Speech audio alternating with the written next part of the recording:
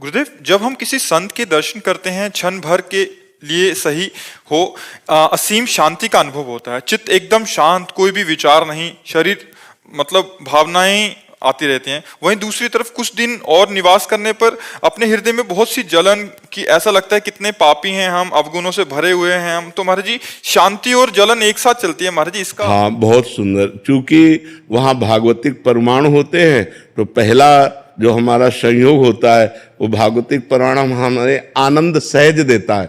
लेकिन जब हम बहुत दिन उनका संग करने लगे तब हमारे अंदर की सफाई शुरू होती है। ये जो जलन होती है वो असत आचरणों के चिंतन को बर्दाश्त न करना, ये सत्संग का फल होता है कि हाय मेरे से ऐसा क्यों हो रहा है, मेरे से ऐसी गलती क्यों हो रही, मेरे में ऐसी गंदी बात क्यों आ रही है। वो संत संग उसके हृदय को, संत संग का परिणाम है। सर्व संग पहो हिमाम, व्रतांश यज्ञ छंदांश तीर्था नियमा यमा यथा वरुंधित सत्संगा सर्व संगो पहो इमाम। सत्संग सब दुर्संगों का त्याग करवा कर भगवान से प्रीति करवा देता है। तो जब हम ज्यादा साधु संग करने लगते हैं तो उसका प्रभाव हमारे हृदय में पड़ता है और हृदय जलन युक्त होने लगता है। क्यों जलता है? क्योंकि हमारे अंदर हृदय में गंदी बातें हैं, गंदा चिंतन है, गंदा आकर्षण है, गंदा वासना है। तो उसी दुर्वासना को जलाकर भस्म करके, गंदे आचरणों से मुक्त करा करके भगवान के चरणों में प्रीति और भगवत आचरण, दैवी संपदा, ये संत संग से आती है। इसलिए ऐसा होता है। संत संग के मतलब सावधानियां क्या रखें? सबसे बड़ी सावधानी हमें यह है कि उनकी आज्ञा का उल्लंघन न हो। यदि हम संत आज्ञा का पालन करते तो आज्ञा समन सुसाहिब सेवा, उनकी आज्ञा पर हम चले, सब सावधानियां अपने आप आ जाएंगी। वो जो आज्ञा कर रहे हैं, जो निषेध कर रहे हैं, ये नहीं करना चाहिए, और जो कह रहे हैं करना चाहिए, बस उसी पे आप चलो जिसमें कह रहे हैं करना चाहिए। कभी न माया छू सकती, न कभी काम क्रोध तुम्हें परास्त कर सकते हैं। अगर मनमानी की तो राई के सम चलत ही हो तो और की ओर, थोड़ी भी अपनी मनमानी की तो आपका परमार्थ मार्ग छूट जाएगा।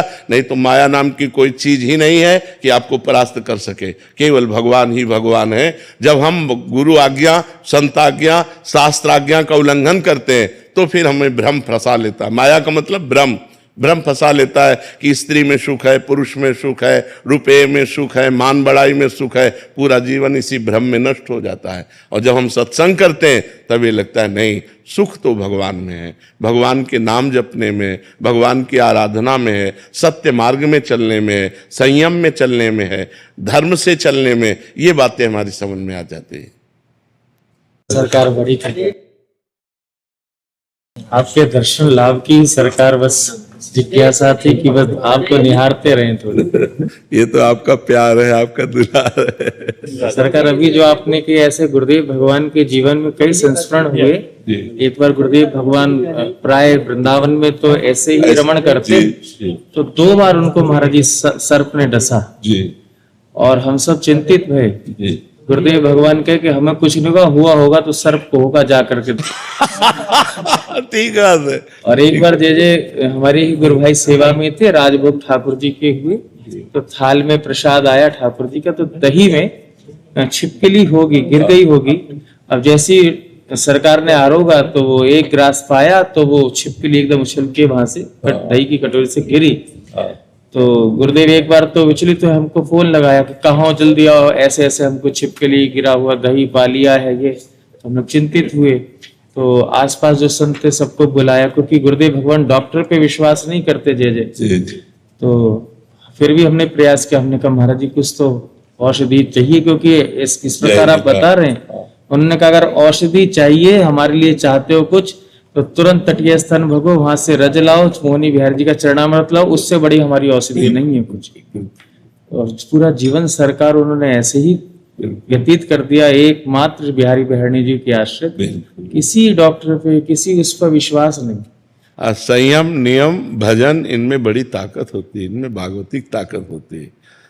खूब आनंद पूर्वक इसी निधि में सरकार आप अभी वर्तमान में ऐसी निधि विराजित हैं, बड़ा सुख होता है। गुरुदेव तो चिन्मय देह में, अब श्री जी की सेवा में, लेकिन आप गुरुजनों में वो बुद्धि हमारी बनी रहे, ऐसी आप कृपा दृष्टि हम पर डालें। श्री राधा, श्री राधा, श्री राधा।